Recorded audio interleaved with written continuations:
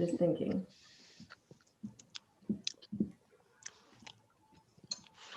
Okay, excellent. Now that we have that set up, again, thank you for joining us tonight. My name, again, is Anne Marie, and I'm on the social media committee. And tonight's class is going to be the Buyer's Guide to the 123, presented by Pierre. And whenever you are ready, Pierre, we can go ahead and get started. We're good. Okay, I'm going to make you spotlight. There you go. And you can get started whenever you're ready. Good evening, everybody. Thank you all 73 of you for joining us. So I've tricked all of you guys because you came here and you thought you were going to get a buyer's guide, and guess what you're going to get? Instead, you're going to get a philosophical discussion about why the 123 is the car to own. Maybe I didn't entirely trick all of you, but this is very next level for a buyer's guide because it doesn't quite involve the same step-by-step procedure you would use to inspect a car. Instead, Pierre's buyer's guide is a buyer's guide that makes a case for the car, explains why it is relevant and why you should own one. The notion of whether or not the car is worth owning or a given car is worth owning is going to be completely up to you once we've gone through this discussion and once you have the information. So, I think that the truth about 123 buyer's guides is that every single automotive publication has written one. And I also think that there's no shortage of voices in this arena telling you what to do and what not to do when you are looking at one of these cars.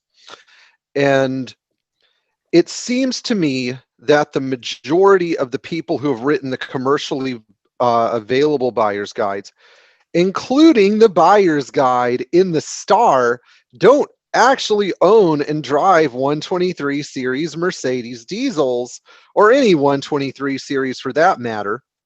And I remember I wrote a buyer's guide for the 123 series in the Star magazine years ago, and then they went and I think Richard Simons and Gary redid it later on. But whether it's the most recent example from the Star or examples from Hemmings Motor News or Haggerty or other sites like The Drive or German Cars for Sale, there is something that I think a lot of buyer's guides absolutely miss about the 123 series that doesn't get conveyed very well in these various buyer's guides. So first of all, why are we even talking about a 35, 40-year-old diesel engine boxy four-door sedan that was built essentially to move people and goods across large distances and wasn't necessarily designed to be sexy or cool or sometimes even necessarily fun? I'm sure some of you might have asked yourself this question in the past. And the reason we're discussing this car is because new cars, quite frankly, modern cars, and I think that many of us on the thread know this, are designed to fail and break after 10 years or 15 years of use.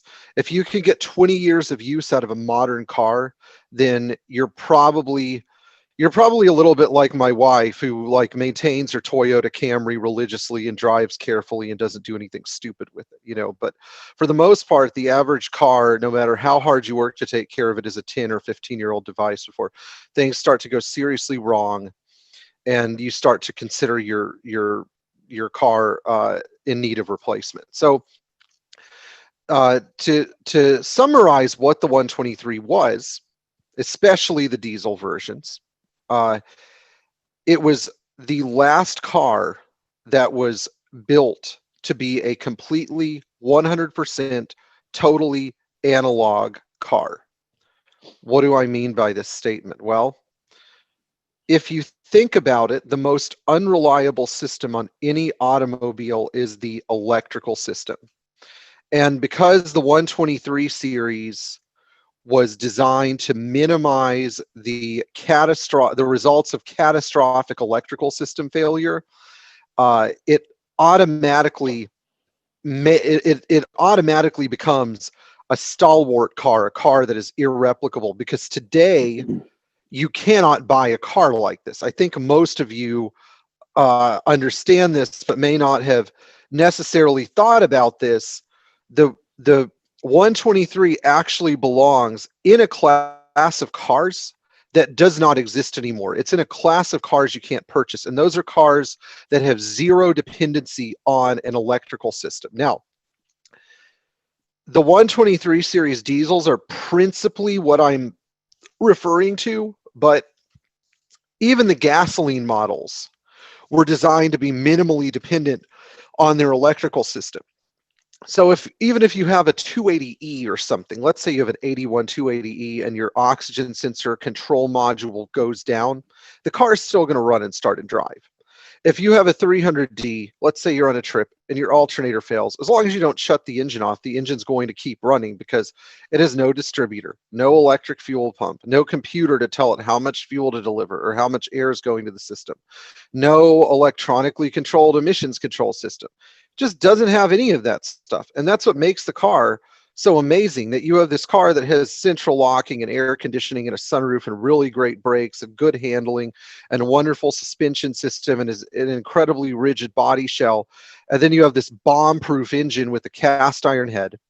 And trust me, after everything I've seen, cast iron is still the best substance to build an engine out of. That's why if you look at all modern diesel engines, like the Power Stroke or the Duramax, or even Cummins 5.9 liter unit, the engine blocks are still made out of compact graphite cast iron. It's a very, very simple thing.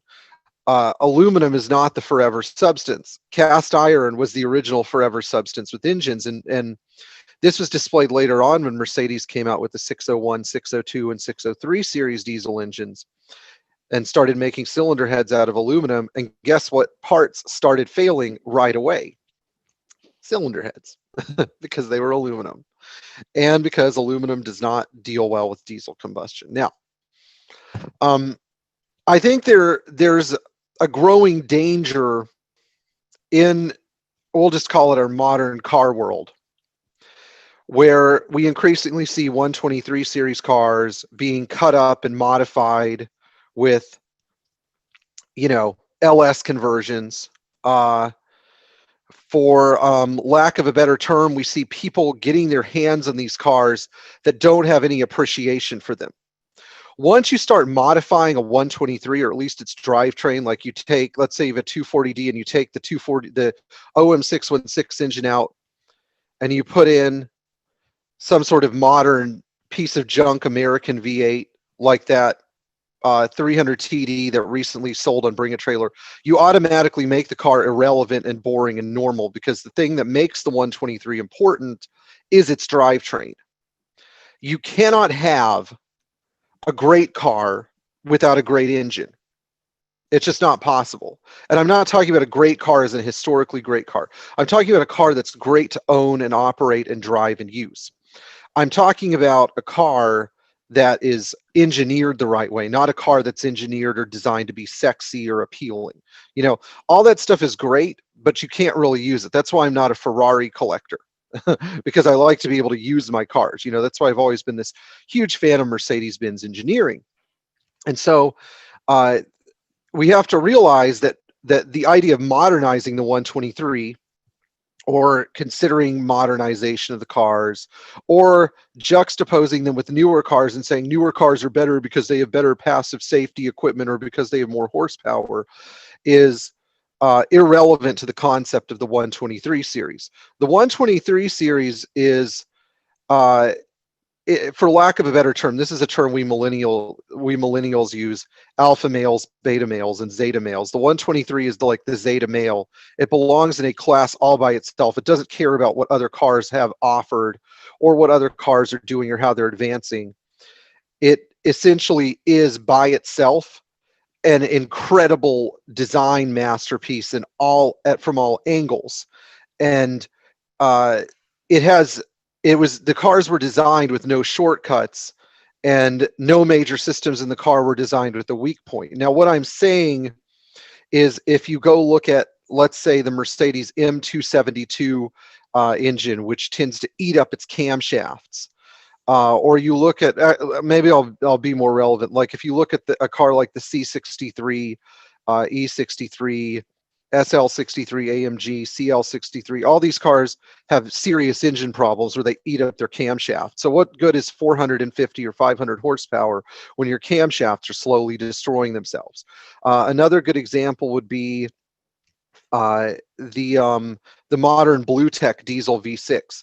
These engines eventually choke themselves to death with carbon dioxide emissions that are eventually going to destroy the engine. And you ask yourself this question: what are the, do I really want to be stuck in this cycle of where I have to drive a car that's totally dependent on 15 different control modules telling me what to do? So if you do not want to be a prisoner of technology that's designed to fail in 10, 15 years, and you don't like turning your car over, and you appreciate the idea of an analog car that does not require major input from its electrical system to run, and indeed you appreciate a simple engine that goes forever, this is the car for you. The 123 series, particularly the diesel model, is the car for you.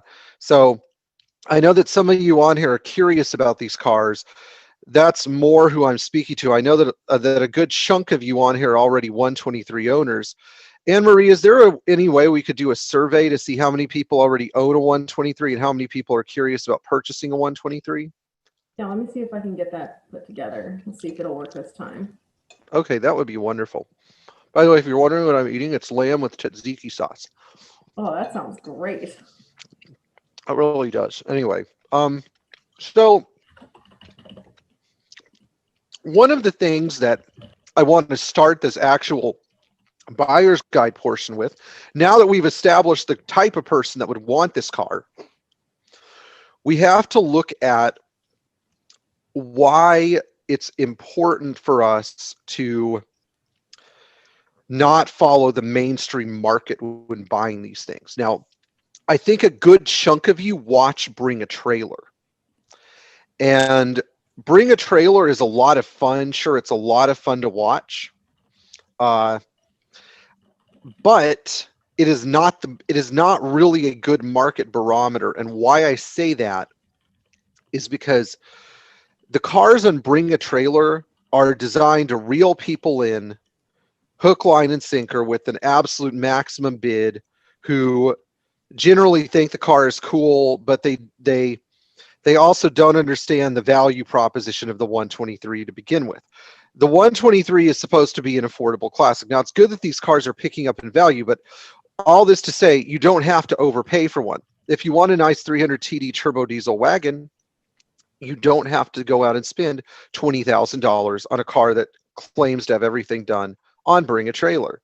If you want a nice 300D turbo diesel sedan, you don't have to pay $10,000 for an example that may need a few little things, but generally presents well and Bring a Trailer. And if everybody else is bidding, $10,000, $11,000, $12,000 on it, well, maybe there's some scarcity and I should buy this car too. No, not true.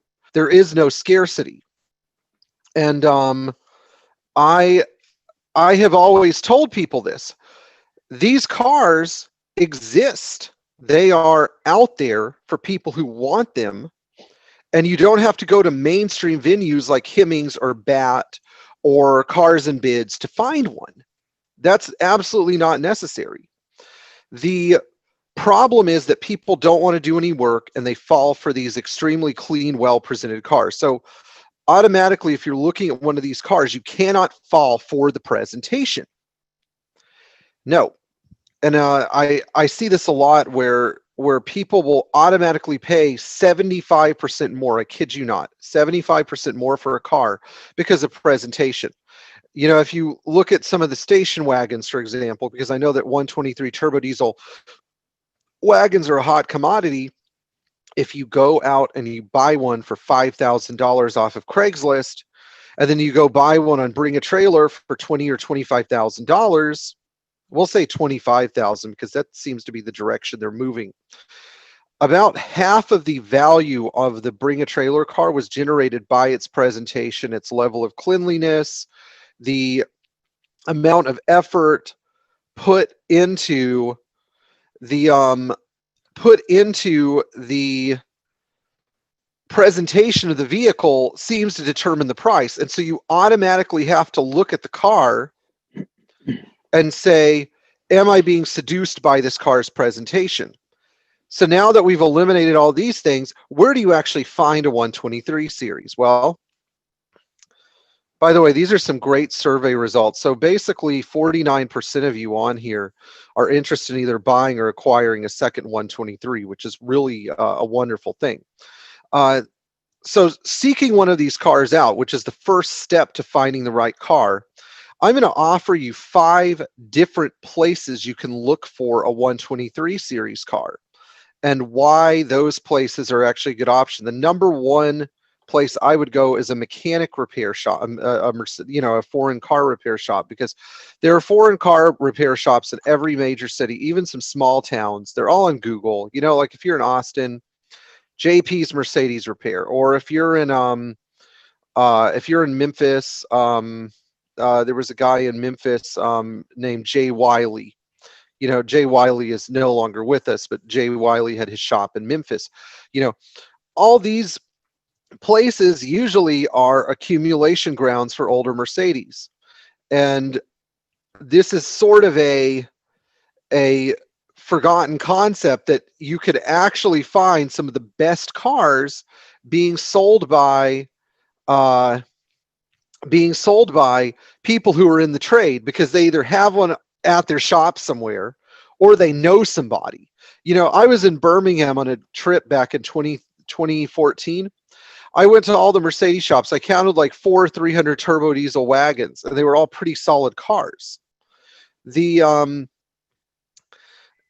next place that I would say to look is Facebook Marketplace. Facebook Marketplace is rapidly taking over as the place where people go to offload their cars. Now, the problem is that people get really picky. So there are more people that are going to be interested in a $20,000 perfectly presented 123 turbo diesel coupe, sedan, or wagon than there are going to be a $2,000 or $3,000 neglected 240D. I think we can agree that this is a common thing. More people are going to be interested in the nicer car. Fewer people are going to be interested in the project car.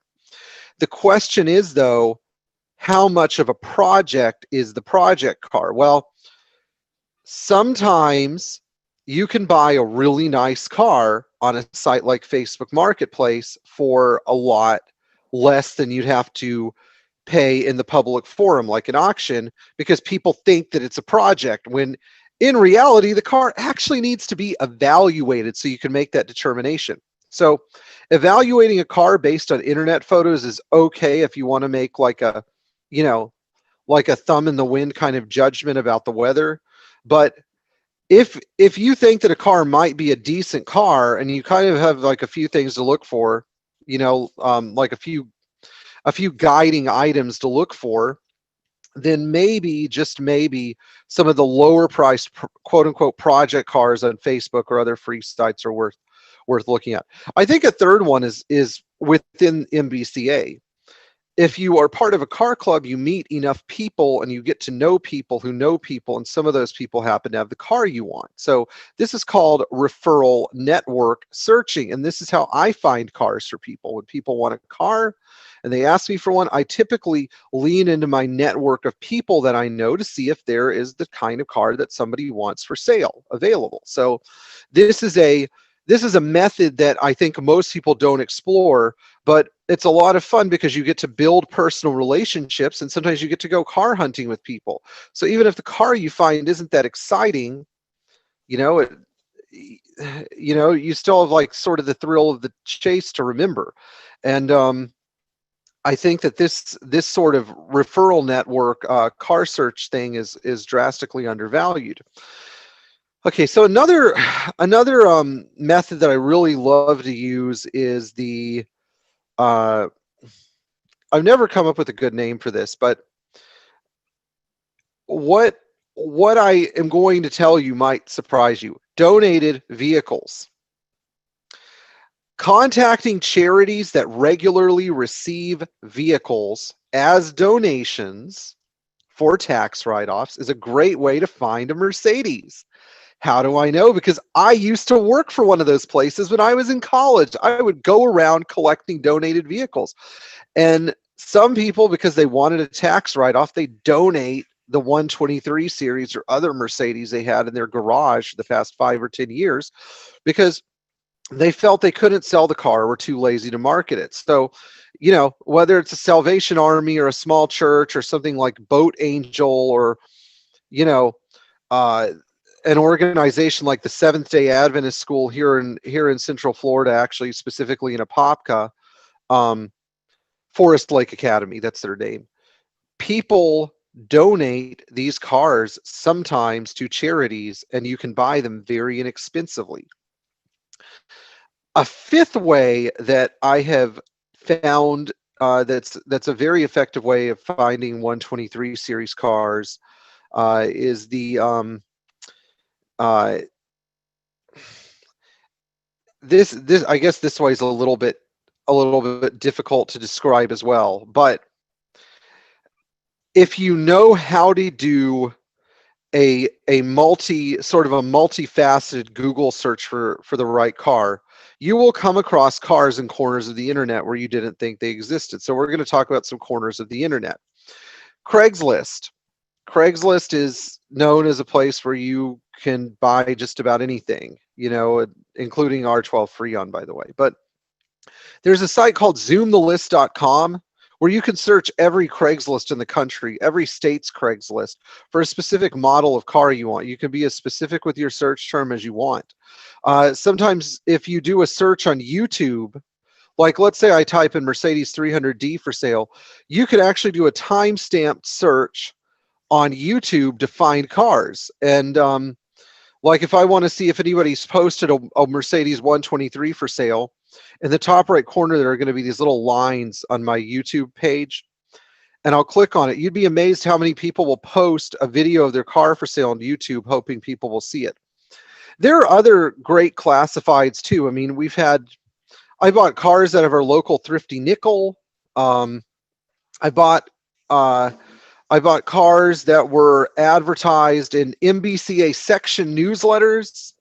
I'm sure some of you are involved in section newsletters. I mean, that's a That's a heck of a way to find a car. And of course, off of our own MBCA website, mbca.org/classifieds, which is a wonderful way to find your next Mercedes. So there are a lot of better, more discreet ways where you don't have to go to these extremely over-publicized sites like German Cars for Sale or BAT or Hemmings or Collector Car Trader to find your car. Now, the third thing that we want to talk about here is who you want to buy one of these cars from. Usually, I try to limit the way that I find these cars to one of three types of people. First, probably prime pickings are estate cars. Now, I know this is kind of a morbid topic, but I think that if anything happened to me, I would want somebody to find, to purchase and treasure my own 11 Mercedes. I think that's how many I have. I don't know. I have a lot of Mercedes, but I would want somebody who appreciated each of those cars. Usually cars from estates are literally the kind of car that somebody considered a lifetime car. The kind of car where somebody said, this is going to be my car for the rest of my life. I'm going to take care of it. I'm going to preserve it. I'm going to maintain it. This is the car I want to go out in. And case in point, my 82 300D sedan, even though it was parked in 1990 and the owner passed away in 2016, when that car was parked in 1990, it did not leave the garage. It had zero rust. It was reasonably well maintained. So after I drained the fuel tank and cleaned the injectors and put everything back together and changed the oil, the car started up and ran very nicely. Yeah, I still had to do more work to the car, but I mean, I'm just saying it ran. So estates are a really good one.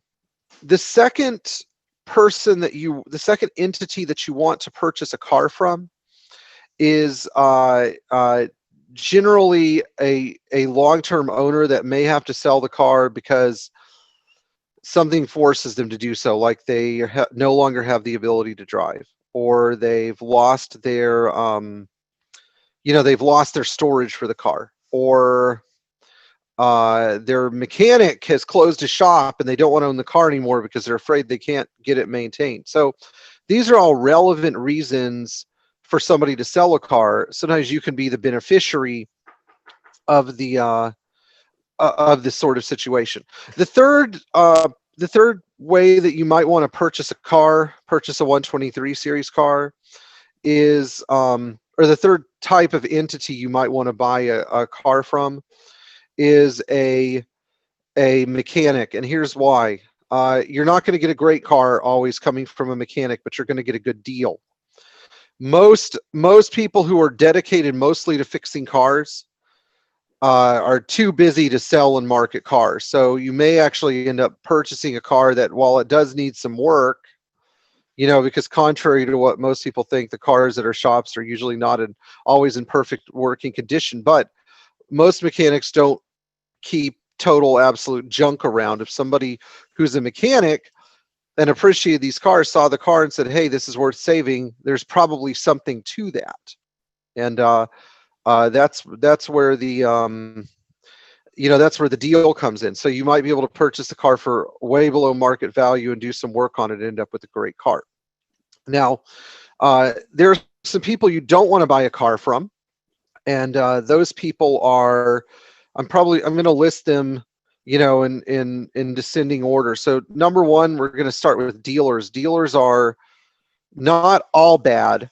There's some dealers out there that are doing God's work, like Roy Spencer is a great person to buy a car from. But in general, I do not like buying cars from dealers. Why? Because A, the dealer paid less. B, they did very little to improve the car.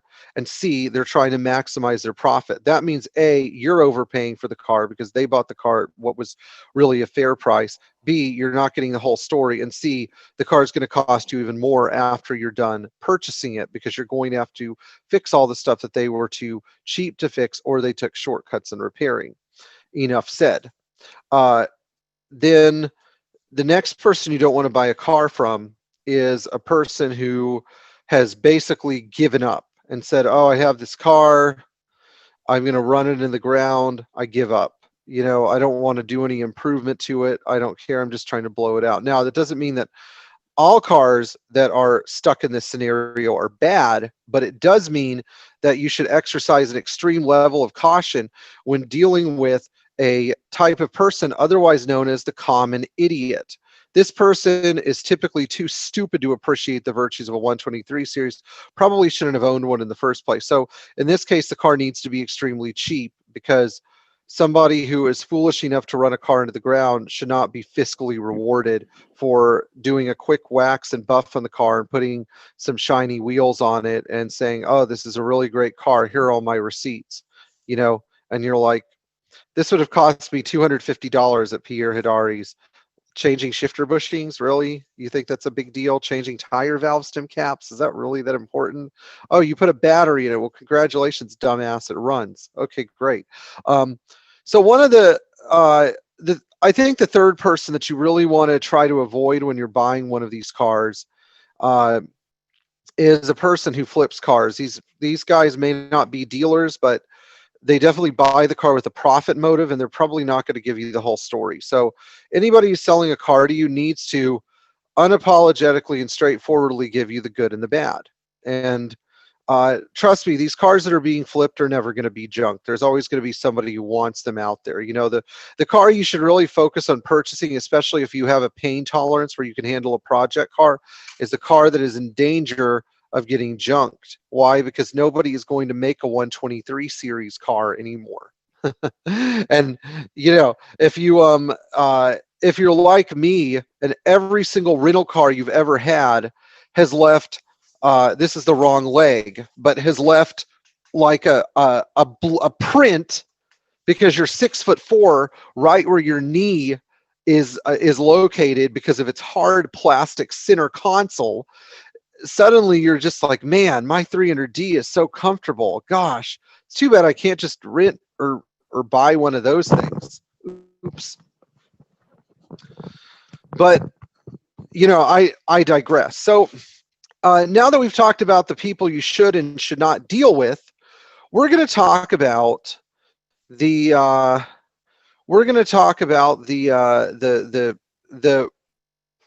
the type of 123 that you should be purchasing. And I don't mean this as in like coupe, sedan, or wagon, gas, or diesel.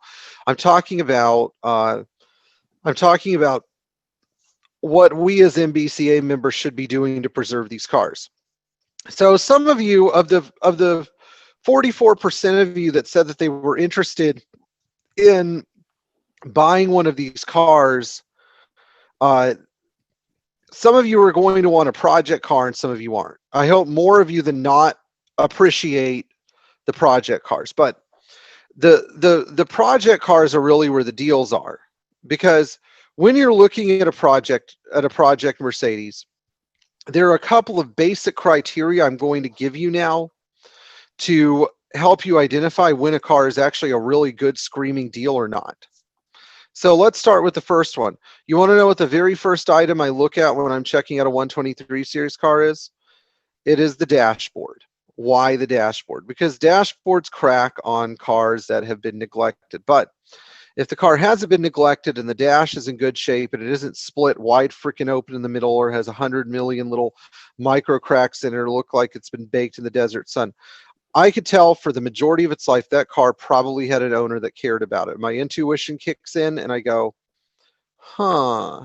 maybe this is not such a bad car.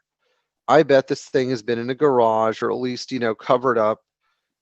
This actually might be an okay car. So we know that the dashboard might be something worth considering. I think the second thing I try to do is I try to make a value statement about the engine and the driveline in the car. What exactly do I mean? Well, if you're looking at a 123 diesel, the car usually either runs or it doesn't, but there are some scenarios that can impede the car from running. So generally what we're looking for is whether the car has the locked up engine or not. If it's got a locked up engine and it's been sitting for eons, well, okay, that's one thing. You can usually get it to break free with enough automatic transmission fluid and enough time. Here's a good case in point. Here's a story. A few years ago, out here in Merritt Island, a friend of mine purchased a 1971 220D that had been parked in 1982. Yes, the engine was stuck, but the car came with paperwork for a replacement engine from Mercedes in 1975. So you look at the engine and you go, how stuck could this thing actually be? Well, it turns out that after about 1 week of soaking it in transmission fluid and acetone, everything was fine. Sorry. The engine actually came back to life.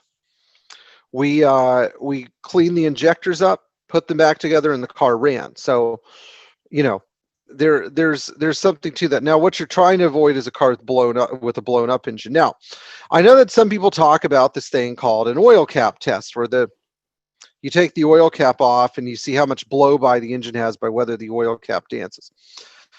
Probably not a great test, and I'll tell you why it's not a great test. Because people seem to think that blow-by is an indicator of how long the engine is going to last. Blow-by might be an indicator of how much wear the engine has or about how much oil it uses, but it is usually not a great indicator of how long an engine is going to last.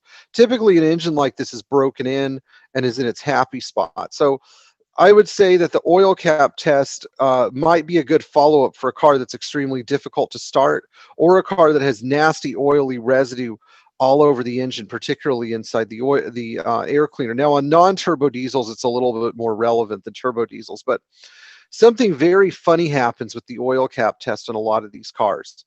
When that oil cap is sitting up there dancing in the valve cover at idle, as soon as you rev the engine to like 1200 RPM, guess what happens? Cap falls right back down. Why is that? Well, because now the engine and the pistons and the rings are actually working. So I would say exercise an extreme level of caution with that test. This is more of a Kent Bergsma test, which means that it's only about half true. And if people are wondering whether I meant that as a slap to Kent or not, yeah, I did.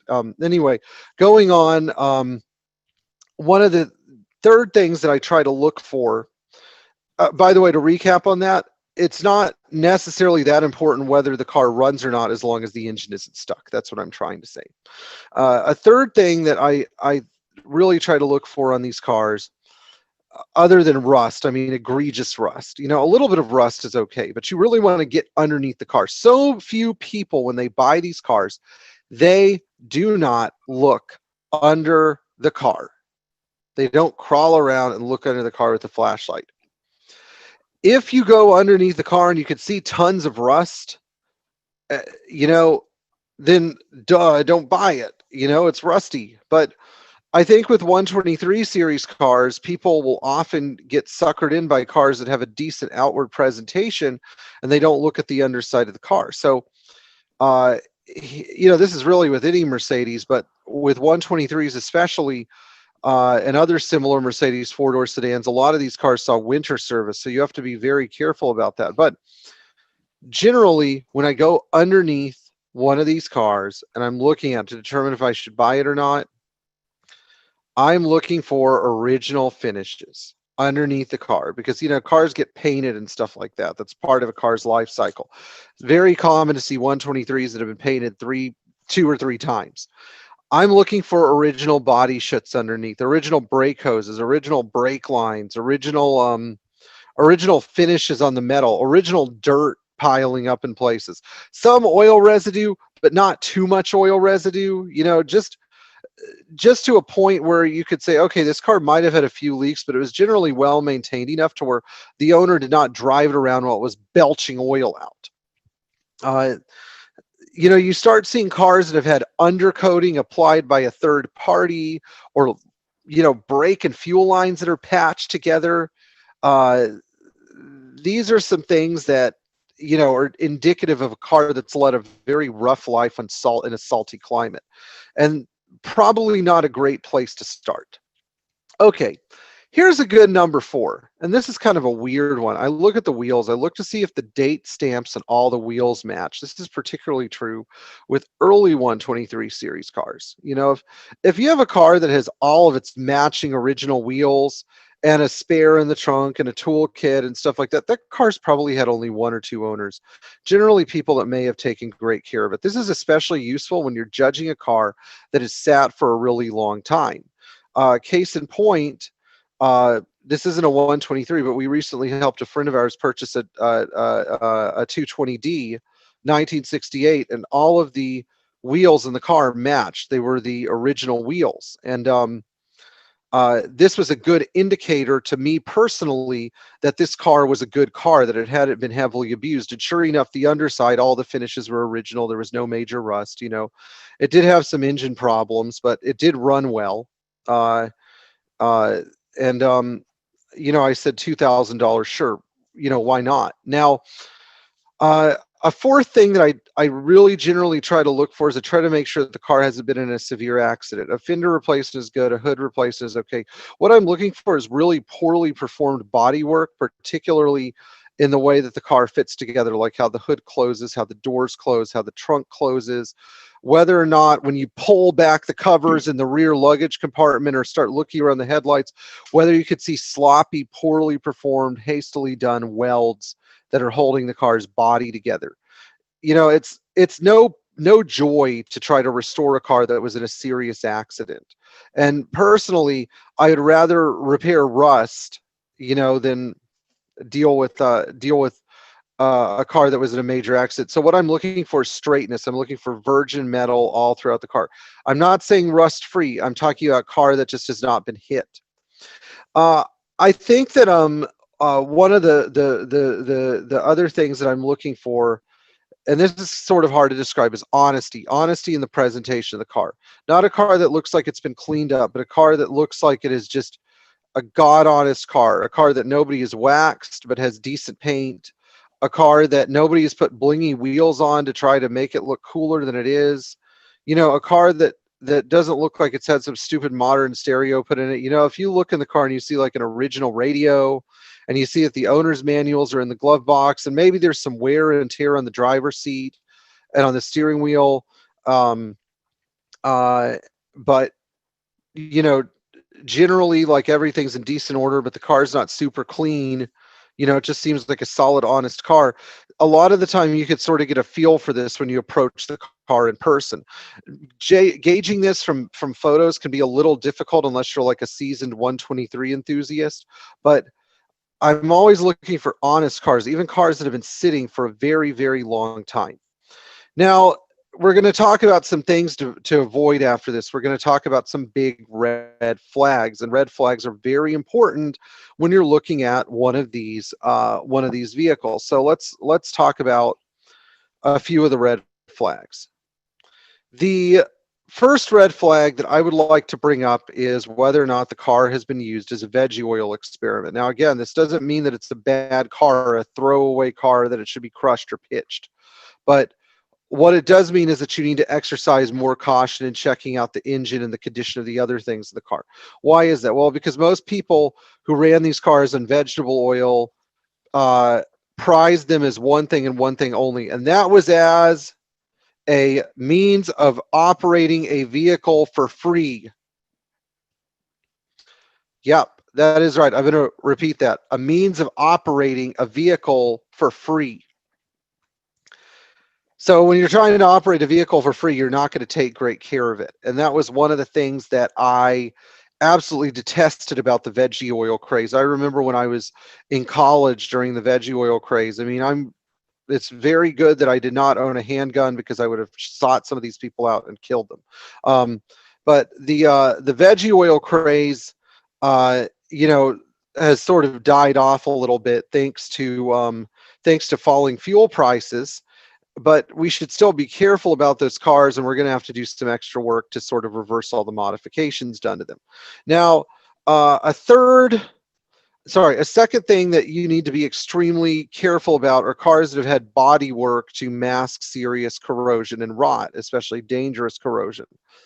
While I'm all for saving these cars, and again, we're going to get to this question, by the way, how much rust is too much rust? We're going to answer that question a little bit, but it's critical not to try to avoid purchasing a car where serious body damage and corrosion has been hidden or obfuscated from a potential buyer. This means that you should not be looking at the car from the outside. You should be looking at it from the inside out. Like, if you think that there's mud in the rear trunk wells just past the rear wheels, you should be looking from the trunk inside. If you think that there is rust in the tail panel below the tail lights, you should be looking from the inside of the tail panel, because nobody's going to clean up the rust there. You shouldn't be looking from the outside. If you think that the fenders were bondoed, you need to pull the inner fender liner and look.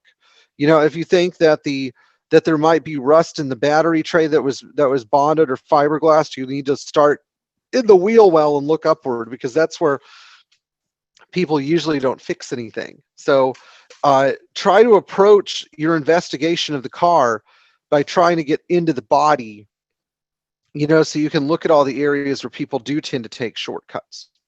Now, a third thing that I tend to run away from are cars that are, a third specific item that I try to run away from are cars where I know that the car is seriously overpriced.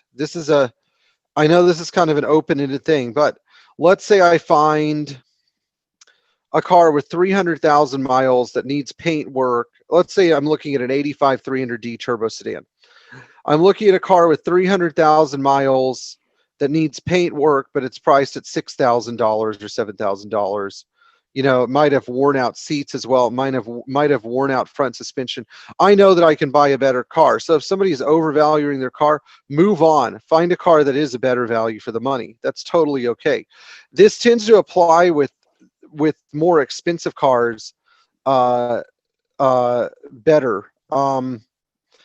This tends to be more relevant when you look at more expensive cars. So here's a good example. If you end up looking at, let's say, an average 200,000 mile turbo diesel station wagon that might be for sale on a dealer's website for $15,000 because they're riding the Bring a Trailer hype wagon, Does this mean that this car is a great deal at 15 grand, or does it mean that the person's just trying to extract maximum value out of it? Well, typically it does, and it means that if the car is overpriced, and you know it's overpriced, if your gut feeling says it's overpriced, and you know that you can buy a car out there that's a little bit less expensive, try to look for a cheaper car. Don't gravitate towards a more expensive car just because it's like in your face, advertised, spammed on Craigslist, all in a highlighted ad on Bring a Trailer or something like that. In other words, just because the car is available but slightly overpriced doesn't mean it's the right car to purchase. So I'd say if you feel a car is overpriced, just avoid it. I think a good fourth trait to avoid with these cars are cars that are absolutely full of shortcuts and really bad quality repairs that are not helping the car. They're just sort of nursing it along. So let's use an example here. A car with a cheap paint job, a car where things like the AC compressor has been replaced with a toggle switch, where the AC compressor switches have been replaced with a toggle switch, a car that's had cheap chrome rims put on it because the factory rims didn't look so good, so the person was trying to doctor it up. Maybe a car with a cheap paint job, a car that's had a dash cap put on to hide all the cracks in the dash so that you can't see it. Maybe a car that has had cheap depot. Are you familiar? Some of you might be familiar with the Taiwanese depot headlights. Cheap European headlights put in. I had a customer that fell for this sort of thing. He bought a car. He bought an 81300D from Auto House Naples, traded in his 560 SEL, and purchased this car for $7,500. 81300D, 130,000 miles. Car was really rusty underneath because it was from Ohio, but it did have a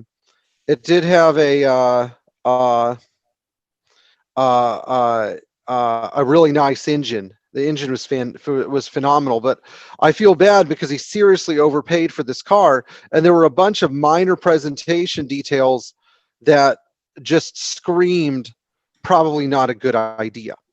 So you really don't want to pay for a car where a bunch of shortcuts have been taken to fix it, and where you could tell that the car is obviously worn out and has been run into the ground by its owner. So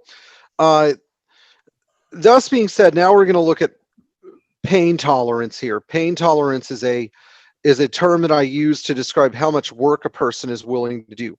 So let's start with the big question. How much rust is too much rust? It is inevitable that if you're looking at 123 series cars, you're going to look at some cars that may have a really nice interior, but also may have some cosmetic needs. Or you may look at a car that has a really great engine. The thing runs perfectly, beautifully, starts instantly. But again, it may have some rust issues. So how much rust is acceptable? Well, there are 5 places where an otherwise solid 123 can rust. There might be 6, but we'll see. So here are those 5 places. The first one is the bottoms of the doors. If there's rust in the bottoms of the doors, unfortunately, this is a reality with 123 series cars. It's not structural. Don't run away from it if you think the car is an otherwise good car. Number 2, rust in the bottoms of the fenders. The fenders on 123 series cars rusted like none other, even in some decent climates like the one here in Florida, because their rust treatment from the inside of the fender was not that great. If you have rust in a fender, it's no big deal. You can buy new fenders from Mercedes for about $550.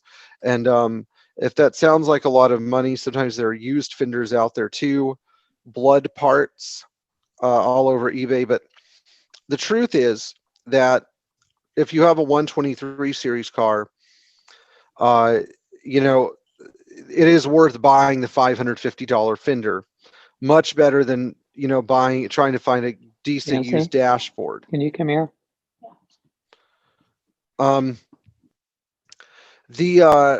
The third place where you're almost always going to find rust on all but the best cars is under the battery tray. You want to make sure that it's not major, and you want to make sure that the firewall is not eaten through. But it's okay to have a small hole under the battery tray. It's a fact of life. Uh, with a lot of these cars, just because people did not drain their battery compartments that well. A fourth one is where the seats bolt, where the backs of the driver and passenger seat bolt to the floor pan. Unfortunately, this is a common rust area. There are plenty of parts out there to fix it. You can have cars that are rusted just in this particular area, but are otherwise good cars. So you shouldn't necessarily walk away from a car that has rust in these areas. And finally, number 5, rust under the back window. I've seen some great cars that have rust underneath the back windshield. It does not mean that the car is a bad car. It does require removal of the back window, which requires some skill, but again, some pretty decent cars have otherwise suffered from this sort of issue. I think a 6th place that I'd add are the left and right trunk wells. This is a really common rust area. It's non-structural, so you can fix it at your leisure, but it doesn't mean that you should run away from a car.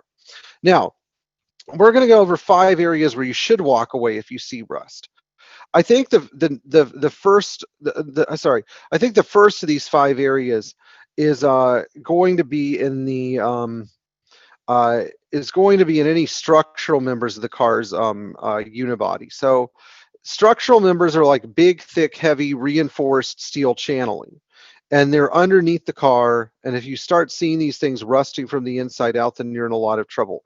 I remember for years my mom drove a 300 CD that had serious rust in its frame channels, because or floor frame unit, to use the proper Mercedes terminology, because these channels were saturated with water for years and they'd rusted out. Are they replaceable? Yes, but it's probably better to try to find a better car. Number 2, the sunroof pan. While the sunroof pan is replaceable, it is a heck of a lot of work to do so. I've replaced sunroof pans. It's no fun. I don't recommend it to anybody. I would say that if you really love and care about the car, this is a surmountable issue, but it's preferable to find a car where the sunroof is not seriously rusted out. Number 3, major floor pan rust, pervasive floor pan rust. Every single part of the floor pan is rusted from front to back. Rust is getting into the rockers. Rust has started to creep up into the rear wheel arches, not so much behind the wheel, but in front of the rear wheel. These areas are going to be a real pain to fix. And typically you see this in cars that have braved like 30 New England winters. A 4th area is going to be the firewall. So under the fuse box, under the brake booster, inner fender where it joins the firewall, transmission tunnel, pervasive and serious battery tray rust, major rust that has gotten into the front cowl where the wiper mechanism is. This is usually caused, again, by road salt or water intrusion. I think Bill Manzi left a comment about water leaks. And major water leaks, it's actually a good idea to do a leak test in a car that you're considering buying, especially at the front bulkhead or around the sunroof, because you want to make sure that there are no serious rust holes or water is just pouring in. I remember I had one customer that bought an 85 300D, and there was water leaking above the emergency brake pedal. And it was because the area where the hood hinge pocket was had gotten so plugged that it had rusted its way into the far corner of the bulkhead. Fixing this repair was going to take literally like 60, maybe not 60 hours, but a good chunk of time, because the front fenders and the hood have to be removed, as well as the car's dashboard, to get to this huge area of rust that had developed over the parking brake pedal.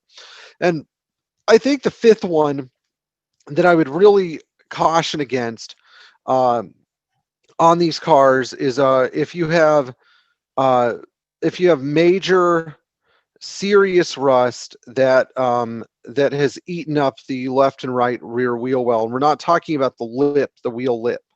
We're talking about if you pull the wheel off and you look inside the wheel and you just see rust eating everything up in there. This is common on cars from New England. Now, it's not so common in the front. It's more common in the back because the rear wheels have to do more work when driving in salty, slushy conditions. So if you go into this area, you want to make sure that the car is not being just absolutely cannibalizing itself with rust in this particular area. Now, now that we've looked at some areas where we say, walk away or don't walk away, there are some other areas where I think the call is up to you on these cars, particularly the rear tail panel below the tail lights. You might see some corrosion there. Um, you might see some serious corrosion in places that you didn't expect it, like in windshield frames or below the radiator support, below the front radiator. There's like a small support built in there. You might see some rust there, but again, the judgment is sort of up to you whether you want to keep looking for a better car, or you want to work with it. Now, the next thing that I'm going to discuss are some common problem areas on these cars. The first common problem area that I want to talk about is the HVAC system. On cars equipped with automatic climate control, so 300D and 280E from 77 to 80, you've got your work cut out for you. I don't know what else to tell you. It's just going to be a lot of troubleshooting major vacuum leaks. This is one reason why the 77 to 80, 280E, and 300D and its variants have not found as much enthusiasm in the marketplace because of these climate control issues. Now, AC compressors are another issue. I know that there are some people out there that like to do the ClimaWorks sand and compressor conversion, but here in Florida, I'm going to tell you something. A sand and compressor doesn't really do any cooling when it gets over 90 degrees outside. I personally think that the ClimaWorks conversion is cute and it's nice, but I don't think it's a great long-term fix. I think that if you have a 123, if every 50 or 60,000 miles you resign yourself to just putting another R4 compressor in, it's a job you can do yourself. It's very straightforward and easy. The rest of the system is generally very good. Then it's just sort of a fact of life, and you just sort of accept it. If you want the forever car, sometimes changing an AC compressor is way easier than fighting with Star Diagnostic System when a control module decides that it hates you. A third area that I really see a lot of trouble, of course, is with some interior stuff, particularly again on the 77 to 80 cars. If you have a cracked dashboard, then you can send it out to Just Dashes in Van Nuys, California, or you can buy a Turkish manufactured new dashboard. This can be a lot of work to install and remove, so it's work that's best suited to the enthusiast. And similarly with seats on 77 to 81 cars, I know that seat internals like to break down, so that's going to be a big expenditure. Now, another area on the cars that I think deserves a lot of attention is the front axle, the front suspension. The front suspension on these cars tends to collapse, especially the rubber bushings and ball joints, et cetera, get old. And we should be attentive to front suspensions on these things, because if they're not working right, it really ruins the driving quality of the vehicle. And nobody wants to drive a 123 series and then feel like they have to, really work hard to keep the car going down the road. Rebuilding the front suspension is one of those things that you're just probably going to have to do, even if you overpay for a car. And you should do it with genuine Mercedes parts. So that's one area that I think is quite important and often neglected. Now, there's some other areas too, like, okay, does the wood need refinishing, or does the car need new tires and brakes or whatever? This is all stuff that any car is going to need. So if you buy an old car, you're going to have to do it at some point. I don't think that that's necessarily worth discussing in a buyer's guide. It is a nice thing to be able to try to gauge the oil consumption of the car you're looking at, particularly if you're buying a non-turbo 4 or 5 cylinder diesel, because these tend to use the most oil. But overall, speaking from my own perspective, those are the areas where I see the cars needing the most work. Anything else is usually a collection of various and sundry items that need attention. I know some people like to talk about the vacuum system and the central locking system and some other stuff, but again, this is just, these are just things that you'll have to deal with on any Mercedes you buy sooner or later. Oh boy, that's a funny question. I like that. George, I'll answer that question after I'm done. That's a great question. One of the Now, we're going to talk about some false flags here. In other words, some errors that other buyer's guides continuously seem to make over and over again before we get into questions. And so this segment's going to take about 5 minutes. So this is called addressing general misinformation. So if you're looking at an older Mercedes, particularly a diesel, you shouldn't be worried about mileage. People come to me all the time. They're looking at these cars. They're like, oh, it has 300,000 miles on it. Should I be scared? No, look at the car's cosmetic condition and assess how well it actually runs and drives before saying, oh, the mileage scares me, you know? I mean, we work on so many 123s that have over 400,000 miles on them, and they continue to run extremely well because they're good cars. So mileage should not necessarily be weighed as importantly as the actual condition and function of the vehicle that you're looking at. In fact, I find that a lot of low mileage cars have a mileage discrepancy, an odometer replacement or an odometer failure, or somebody saw that the speedometer and odometer were not working, so they just took it out and put in a new one. And they said, to hell with it. You know, I don't necessarily think that that's like the most honest thing to do, but it's something we run across all the time. Number two, another thing that some people think they should be concerned about, but actually should not concern you. Automatic transmissions on 240Ds. I get so sick of this topic. All this misinformation has been spread about the Mercedes 722.1 series automatic transmission, which is the 4-bolt pan transmission used in the 240D. These are perfectly good transmissions. The only thing wrong with them is that people don't understand how the vacuum system works, or if you have an earlier version that has no vacuum system but has a control pressure linkage to kick the transmission down, you know, nobody knows how these items work. So as a result, guess what happens? They don't set them up right, and then the cars shift into fourth gear at 25 miles an hour, or the shifts are way too hard. So what I would say is automatic 123 series cars, particularly the 240D, get a bad rap. And I've actually had more problems with the second gear synchros and the manual transmissions than I've had with the automatic transmissions, or at least an equal number. The automatic gearboxes are perfectly fine. They're super durable. They're designed to last a lifetime. And I would say that it's just complete misinformation. I think the third area of misinformation is with the AC compressors, both the York compressor and the R4 compressor. Both of these compressors are decent compressors. The York, sure, you have to reseal it, maybe. You know, you might spend a day removing and resealing your York compressor, but if you run them with R12 and R12 replacement and mineral oil like they were designed to do, they tend to work extremely well. Just make sure that your dryer is not blocked. As far as the R4 compressor goes, I would rather replace a compressor that was not that good for $250 or whatever it costs and spend 2 hours doing it than re-engineer my entire climate control system to accommodate another junk compressor. So just hear me out here if you're wondering if I'm crazy or not. The Sandon is just as bad as the R4. It doesn't actually make cold air. They last about 5 years and they start wearing out. They're all made in China anyway. The Sandon compressor is, if you think the R4 is a piece of junk, the Sandon compressor is no better. At least the R4 is easy to install and was designed to fit the car.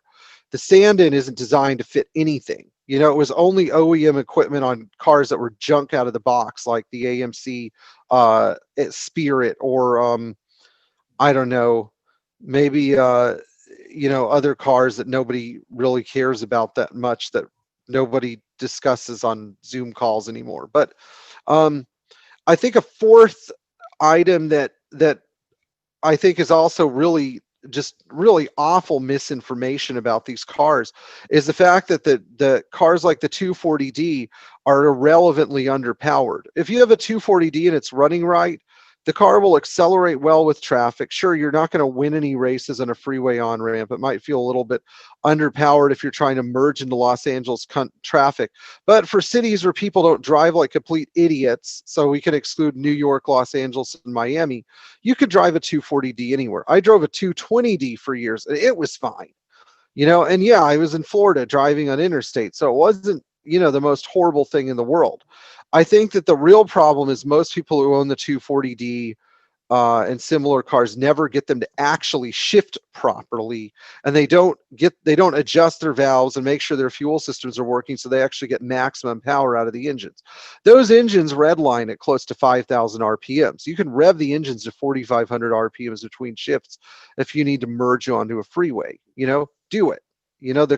The people that design the cars are actually intelligent enough to make a decision about when the car is underpowered and when it's not. Now, lastly, a fifth thing that I'd like to clarify about how these cars, how good these cars are is, whether or not they actually produce excessive exhaust emissions. When everything is running right and the engines are tight and healthy and the injectors are working well, and you have a clean fuel system, no, they're not overly smoky or disgusting or gross. They're actually pretty manageable. I've never been offended by the exhaust odor from a Mercedes diesel. Even driving up Mount Mitchell in my old 300D, I was like, this isn't really that bad. So I think I've touched on some of the misconceptions and some of the reasons to buy these cars and how to not, why to not buy these cars. I think the closing remark that I want to leave you guys with is don't be afraid of doing some work. It's better to find a car that's undervalued and improve the car by actually doing some work than paying too much for a car where everything's already been done. That's the lazy way out, and you get to watch the car deteriorate as you own it instead of watching the car improve as you own it. That should be the goal of acquiring a 123, to watch the car and enjoy the process of improving the car. So if you're not mechanically inclined, the 123 is a great car to learn on. Now, I understand that as time goes on, these cars might be considered irrelevant to some people or too old to some people. In fact, I think the majority of people on this call are guys. Some of your wives might think that. Thankfully mine doesn't, but I know that some men have this problem. The 123 series is not, it's not like a VCR or a black and white television set where it becomes irrelevant and useless as it is replaced by better things. 123 series cars are more like Airstream trailers or Rolex watches. As time goes on, a small but highly intelligent group of people discovers cars like the 123 or the items that I just mentioned, seeks them out, preserves them, appreciates them, seeks to improve them, protect them, make sure they're around for another generation. And that's kind of what the 123 is. It's not so much a car as it is an engineering marvel. And when you see one of these cars, even if it's somebody's, rusty, dilapidated 240D, you have to remember that automotive companies all learned one thing from the 123 series. It's that you can't make a forever car because you might end up going bankrupt. And I know people ask me a lot of questions about parts availability and stuff like that. And I think the answer that I can tell you is you get to define your car's future. I personally have always put pressure on Mercedes to keep making parts. If we all do that, then they will answer the demand, because supply and demand economics works like this. When there is demand from a consumer, the supply will increase. So, keep the cars relevant and they will stay relevant. And that's what will happen. So now I'm going to take questions. Anne-Marie, let us start with the questions. Okay, so I'm going to go through the questions in the order that they were received with one caveat. So I'm going to do questions regarding purchasing a car first. Okay. Because we did have some technical questions, so I want to push that to the end so we can address the other questions first. So the first question is from FST. Does the AC system dryer require preventative replacement? I've been told that they rust from the inside out and spread the dryer throughout the system.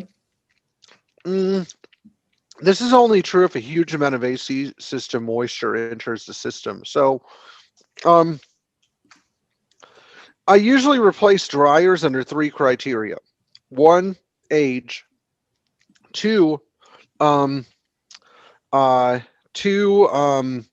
whether or not I've had a massive AC compressor failure, or number three, if I have a junk dryer in the system. So one of our subscribers, one of our participants who's on here, my buddy Addison, he recently experienced this, um, and his dryer, I had actually used a new old stock dryer, but the silica bag in the dryer exploded, causing massive destruction of an otherwise new AC compressor. So what I will say is the biggest danger with AC dryers is a silica bag failing. Thankfully, this doesn't happen very often, but a lot of the time, the silica bag inside the dryer can collapse. And what that'll do is it'll cause a blockage in the AC system, and that's really what you should be afraid of. So when looking for a dryer for one of these cars, try to stick with a Hansa or ACM dryer. I know that right now, genuine dryers from Mercedes are on back order, but you can still find Hansa dryers on eBay that were recently produced. Next question. Next question is from Peggy. Are these 240Ds, formerly known as European taxicabs, increasing in value? You know, I think so. One of the problems that we don't discuss with car buying is intrinsic value versus commercial value. So commercial value is the amount of currency you can get for a good, or the amount of currency that the trading of a certain good or item commands. Intrinsic value is a measure of an item's usefulness. So the 123's intrinsic value is off the charts. It is probably the most intrinsically valuable car ever built, given how many were used, as basic transportation in so many countries. One of the problems, though, with intrinsic value is only intelligent people understand intrinsic value. There are a lot of people out there who look at, like insurance companies. Insurance companies as entities are generally not that smart, because they can't tell the difference between one old car and another. But an item with intrinsic value is always going to increase in commercial value, but it may not increase as drastically as it would, if let's say you're trying to sell it to the wrong person. So, as a set, let's say you have 10 240D owners, and then you have 100 people looking for 240Ds. Those 10 people are going to see a higher profit for their 240D because there are 100 people looking for that car. Meanwhile, if you have 10 people who own 240Ds that are selling them, but you only have 8 people looking, that means that as a whole, the price of the cars are going to fall, because there's not necessarily the owners have more cars to choose. The potential owners have more cars to choose from. So I guess the best way I can explain this, Peggy, is that if more people are looking for 240Ds, the price will ultimately go up. Whether or not more people continue to look for 240Ds is entirely up to how we, the owners and custodians of these cars, promote and represent them. So, for example, I know that you show your car a lot when you take your car to shows, and people get to see it and see what a great car it is. And by the way, Peggy and her husband bought their 82 240D at an antiques auction for $2,100. And everything on that car was fantastically maintained, and it has almost 500,000 miles on it. So it turned out to be a pretty good deal for a $2,000 car. But the truth with so many of these cars is that not enough people are looking for them. So we have to increase the amount of interest in them by actually showing them off and showing people that we love them and take care of them and stuff. And that will ultimately help drive their values up, their commercial value. Let's go to the next question. Next question is from Norman. Does the 123 suffer from wiring harness degradation like some of the later models? Okay, Norman, I'm going to answer this question very quickly and succinctly. Hell no. In fact, all the wiring and electrical systems in the 123 are not, there's just like, they're basically indestructible. I mean, some parts of the 123 wiring harness are even fireproof. It's insane. I've seen cars that have had serious electrical fires, and the bulk of the harness has survived unscathed. So I think that it's safe to say that on the 123 series, uh, Mercedes employed its best wiring ever. And in fact, I tell people, a lot of people this who have only owned a Mercedes from the 90s or 2000s, you have no idea how great Mercedes built their cars because you've never experienced them. But you just take a look at the wiring on the 240D and see, or 300D, and see how well it fits together, and it becomes immediately evident that the electrical systems in the car were built to, outlast generations of human beings. Next question. Can you discuss the differences in horsepower between Euro and US cars, particularly the 300D? Okay, thank you for that question, Addison. I saw it when it popped up on the screen. So,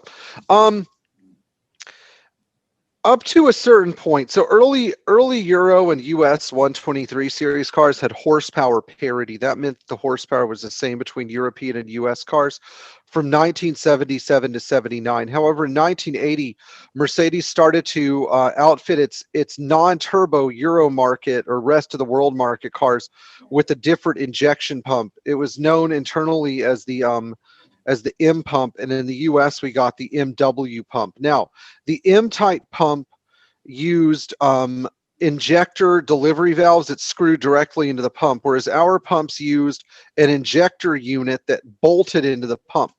Now, for some reason, because of no EGR and because of this different injection pump, the 300D and the 240D made 72 horsepower for the rest of the world, whereas in the US it was rated at 67 horsepower. I'm not entirely sure about the 300D. I've been told 88 horsepower versus 83, but some places I've seen 83 for all the different versions. I will say this though, the Euro versions of these cars with their European type injection pumps start better, they're smoother, they're more powerful, they're more fuel efficient. They tend to do better all across the board, particularly the non-turbo 5-cylinder engines. I find that they are much smoother running engines on European cars with that beautiful M-type pump from 1980 to 85. In fact, nothing I would say that the M-type non-turbo pump cars run just as beautifully, as cleanly, and as smoothly as the turbo diesels do, which some of you have owned non-turbo 5-cylinders. I'm sure you've experienced days where you're like, boy, I wish this thing ran just a little smoother. Anyway, all right, next question. Yes. Anne-Marie? Sorry.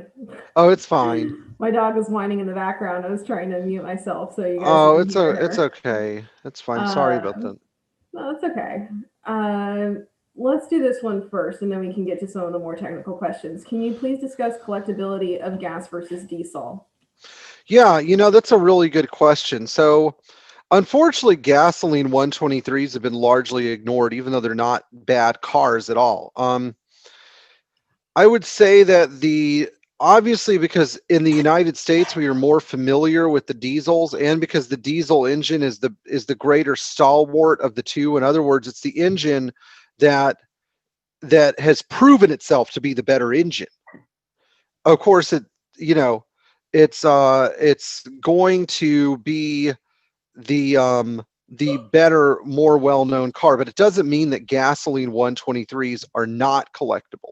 In fact, I've lamented this over and over again, that gasoline 123s should be considered more collectible and should be more highly prized by those who value these cars. That's why it's so rare to see a 230, a 77 or 78 230, or a 1977 to 81 280E, or any of the Euro versions of these cars like the 230E or the 280TE and CE, or the 250. So, with gasoline cars come gasoline engine problems. You have more engine wear and tear to deal with. You have more complicated fuel delivery systems. You have more vacuum system issues. On carbureted cars, there's the mystery of dealing with carburetor issues. So these are all problems that I think have hindered the collectability of gasoline 123 series cars. And so while that doesn't necessarily mean that they're bad cars, What it does mean is that they've had to sort of work harder to be established in the collector car market. Now, all this to say that yes, gasoline 123s are collectible, they are dependable, and they are reliable, usable cars. Two, they're underappreciated. So if you really want a 123 and for some reason, you don't have to have the diesel efficiency, you could typically buy a really nice 280E or Euro market 230E or similar.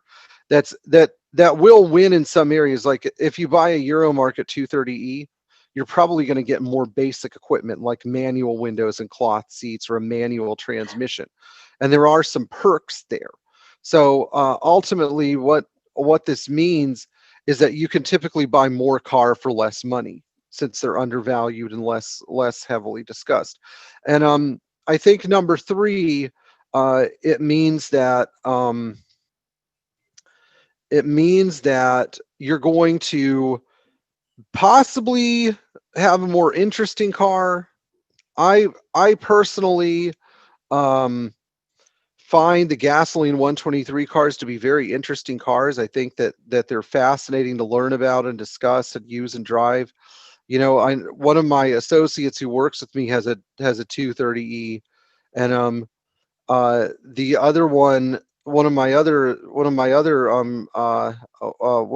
coworkers has a 300 CD, and that he's restoring. And as much as I love the 300 CD, I found Jesse's 230E manual transmission, very base spec car to be utterly fascinating. So, just because they may not be as economically valuable doesn't mean that they're less interesting. They're certainly very interesting, fascinating cars, particularly the Euro versions. Okay, next question. That's it for the actual Okay, questions. Let's do the technical questions. Okay, we have quite a few of those. Yeah, I figured as much. That's fine. How do you handle some of the typical oil leaks with the 123? And how would you reduce some of the smoke coming from the car when driving?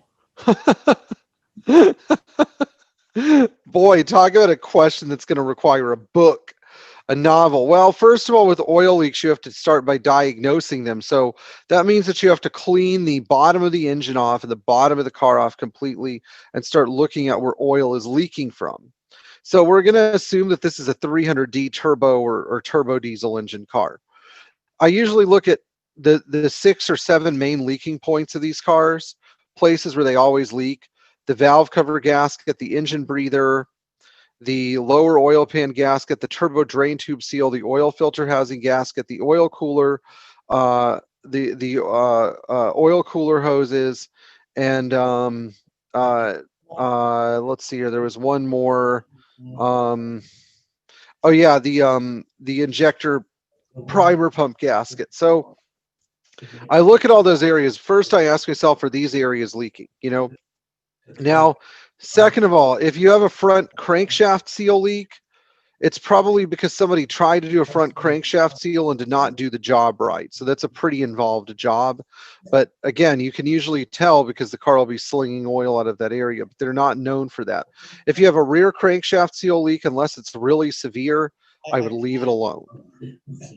I just wouldn't touch it because it requires removal of the engine, removal of the crankshaft, removal of the pistons, decoupling of the timing chain, just to embed a little felt strip around the rear of your crankshaft. So, and you may not get 100% leakage curation either. So there you go. As far as smoke goes, just make sure your injectors are working right and your engine isn't running too rich.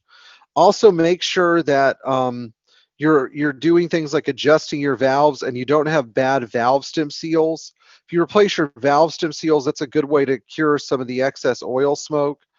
It's a good idea to at least pop test your injectors, and it's a good idea to make sure that you're actually driving your car like it's meant to be driven. If you're just puttering around town and then you accelerate hard and get a bunch of black smoke, it doesn't mean your injectors are dumping fuel. It means you have a bunch of soot that is piling up inside your engine that has to be expelled under heavy load. So consider this to be an indication of the fact that once the car is fully warm, it doesn't hurt it to drive it hard once in a while.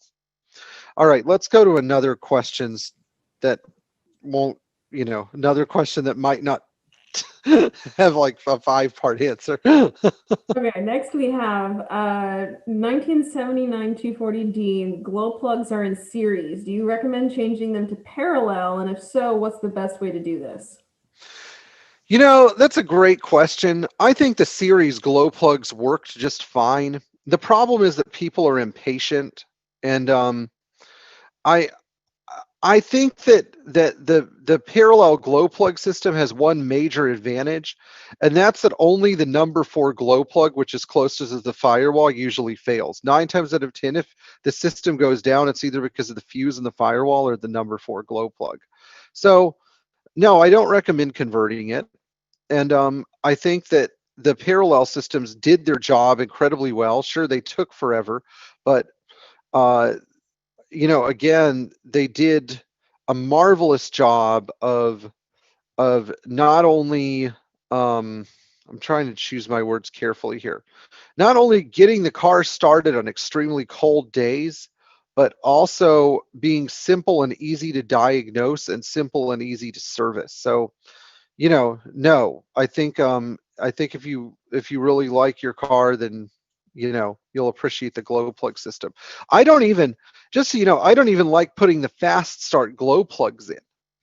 I actually like keeping the bus bars in the original loop type glow plugs again because you can diagnose them visually if you see a break in the loop. So, I've had good luck with those, and I don't get a ton of failures out of those parts. Granted, it's not real cold here, but still, if you keep a glow plug in your glove box and you basically in a 22 millimeter wrench and an 8 millimeter wrench, you basically have everything you need to do a repair on the system.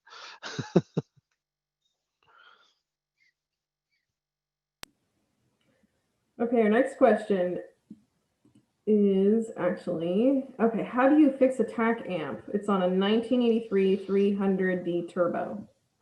Oh boy. Yeah. Actually, I just talked to one of my subscribers about this. So, the tachometer amp has a circuit board right in the top, buried under that layer of white silicon. The only thing I can tell you is if you're absolutely certain that it's the TAC amp and it's not the cinder that goes down to the engine, because the cinders on those cars, the original cinders, were junk. And if the cinder's open or has some crazy resistance number like 70 ohms instead of 1.5 or 2 ohms, then please replace the cinder first before you start taking apart a good TAC amp. But how about this? I will tell you what goes wrong with the TAC amps. When you scrape off all that silicon off the top, there's a circuit board, and that little round circuit board gets cracks in it. And when those cracks occur, then power is transmitted, irregularly through the board, and that's what happens. So that's what goes wrong with them. You need a tiny little soldering iron and a microscope to fix it. You need a lot of patience to clean the silicon off. Okay, next question. Would you use Evans waterless coolant in a 300D? Are there any contraindications? I mean, you could. It's fine. I don't think there are any Though the one contraindication is make sure there's no water in the system because that'll ruin the Evans waterless coolant. I'm not the biggest fan of waterless coolant, but the cars do have pretty leak-proof cooling systems, so I would say that you're not going to run into any problems if you use Evans. It's just, Evans is a really great idea. I still don't know if it's totally practical, but it is a really great idea, and if you want to go through the extra work to use it, sure, why not? Okay, next one. 1981 280 CE HVAC only puts out very hot air. Monovalve, solenoid, and aux pump work okay. Do you have any suggestions?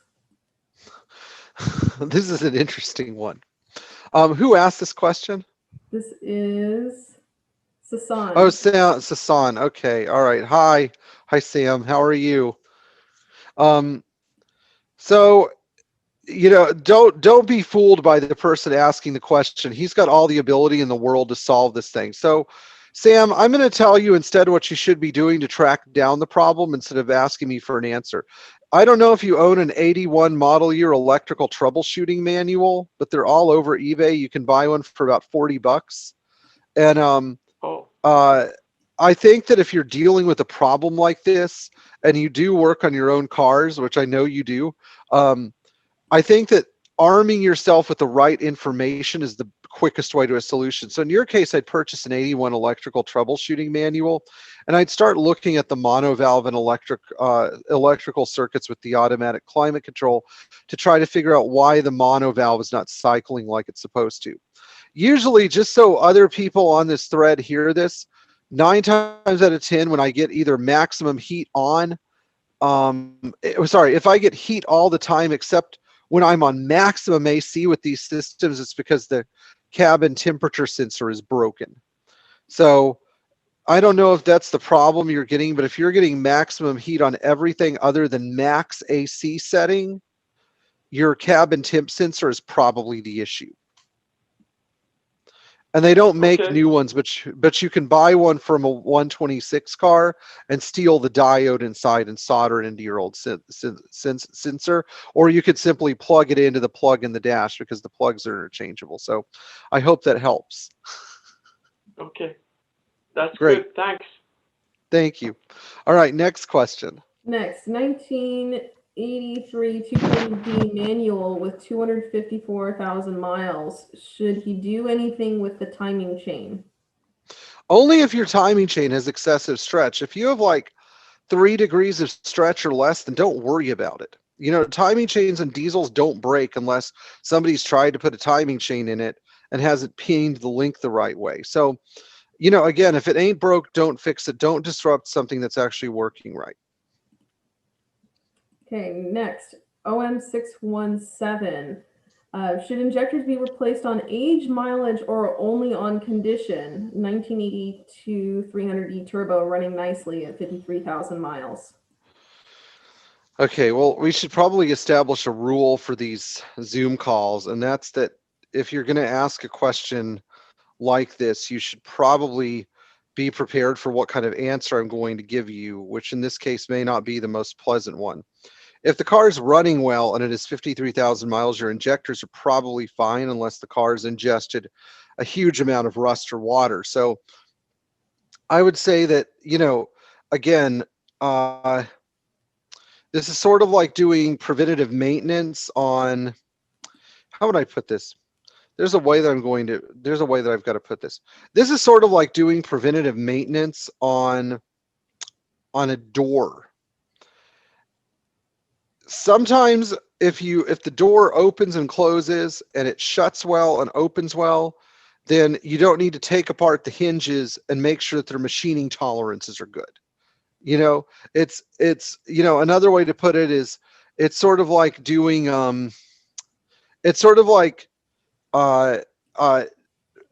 deflating all your tires and putting fresh air in them. It's just absolutely not necessary to worry about something like this. It's at 53,000 miles, unless the car went through a catastrophic event that could have contaminated the fuel system.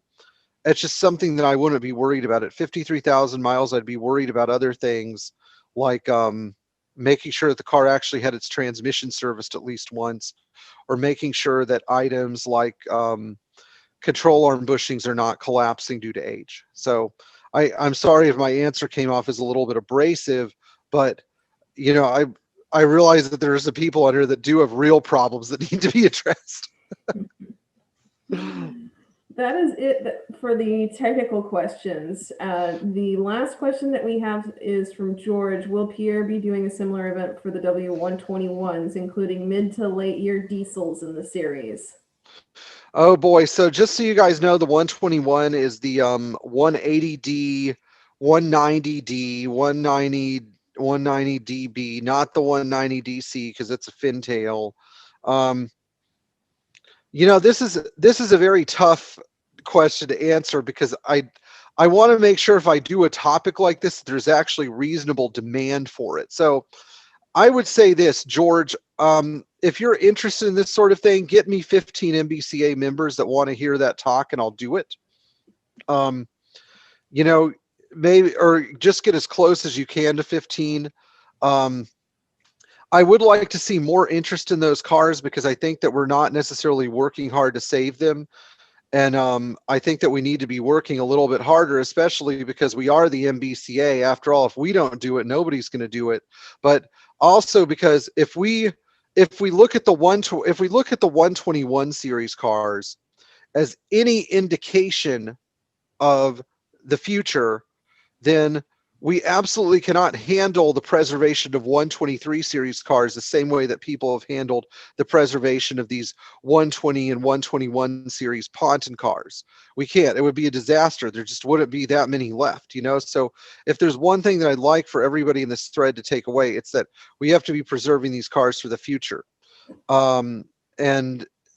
We don't want our precious 123 or similar series era Mercedes to end up in the same situation that most 121s are, where you come with a wheelbarrow and you haul away the pieces of the car, which is really a sad and unfortunate thing because these cars are absolutely a delight and a pleasure to drive. Now, George, just to be clear, you know, it might be a good idea to do a session on the Ponton cars in general. You know, a buyer's guide in the Ponton cars in general, and I think that would be a good session. If I get enough feedback requesting a session like that, then I'll be happy to do one. So, you know, just so everybody in this thread knows, if I get unanimous feedback from MBCA members requesting a W121 talk, then I will give one. But if you want that talk, you need to contact Anne-Marie. How would one contact social media committee about this? So you can contact the social media committee at socialmedia@mbca.org. That email will go to Andrew, who is the head of our social media committee, and he will forward it to the people who it needs to get to. So in this case, it would be Pierre. So what I'm saying is, if you want this topic, please do not email me directly about it. Email, and I think Anne-Marie will put the email in the chat.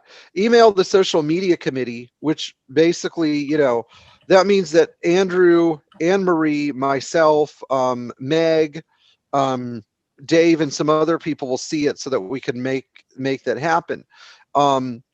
You know, because there is like an outstanding request for information on different cars within this thread. What I'm trying to do is I'm trying to focus on the cars where there's the greatest amount of interest or the greatest amount of need to preserve. So personally, if I were going to do a talk, I'd want to do a talk on 115 and 114 series cars, but I have to make sure that the topic is relevant to groups within the MBCA, you know, so that's you know, that's something that's very important. But if I could just leave you guys with a couple of closing remarks. The first closing remark I'd like to make is, if you're looking for a 123 series car, try to put a car that's been off the road for a long time back on the road, or a car that's sort of in danger of having its future compromised by bad ownership back in good hands where it'll be well preserved and looked after. This is very important, because if we do not preserve these cars, then posterity is just going to think that all cars running around are piles of junk with a billion computers that are designed to last for 15 years. You know, how are we going to know? How are we going to know if the you know, how a car is supposed to be made if we don't preserve the 123? I think the second one is that you as owners of these cars should not be afraid of getting your hands dirty, or at least understanding how the car works. So don't shy away from understanding how the car works. You should not treat the car like it's a black box. You should treat it almost like you do a human body. You should at least be familiar with all the things you should and shouldn't do. For example, you know, we all know that you shouldn't consume too many barbiturates. You might, you know, lose consciousness and die. You know, ditto with your car. You shouldn't feed it 10W20 oil. You might blow up the engine or something like that. So there's a lot to take away. And I think the third thing is that as a whole, you know, because we are the Mercedes-Benz Club of America, the more that we show off our cars, preserve our cars, and take pride in our cars, pride and passion are contagious, and so we have to show that we have immense pride and passion for the W123 series, so that this spreads to other people, so that we'll have more people that want to preserve, rescue, restore, and maintain these cars for coming generations. Everybody, thank you. Have a good night. If you have any questions that did not get answered, please feel free to email me at mbownersforlife@bellsouth.net. And I would like to thank our hosts, Anne Marie and Andrew, for making this possible, because without them running this whole thing, I'd lose my mind. And finally, again, if you guys have any topics that you want, social media, email, send it. I'll do it, okay?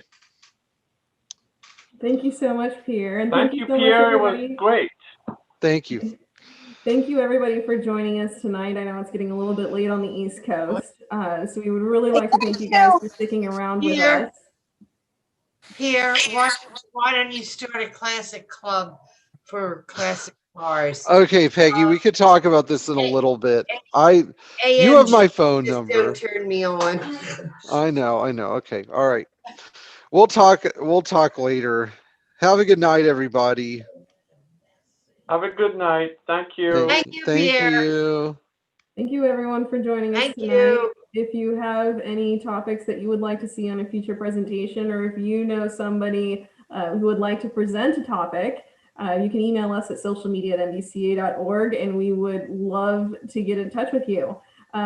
You can follow us on all of our social media channels to see what our upcoming events are. This is it as far as Zoom events for the end of this year. We have moved the two that were scheduled for later in December to January. So those are going to be now set January 7th and January 21st. And those are the buyer's guides for the 107 and the 108 or 109s. So those updates, those dates have been updated. And if you want to see all of our upcoming events, you can visit our website, mbca.org/upcoming-smc-events, and you'll see all of our upcoming social media events and all of our upcoming live events. Again, thank you so much for joining us, and have a great night and a wonderful holiday season.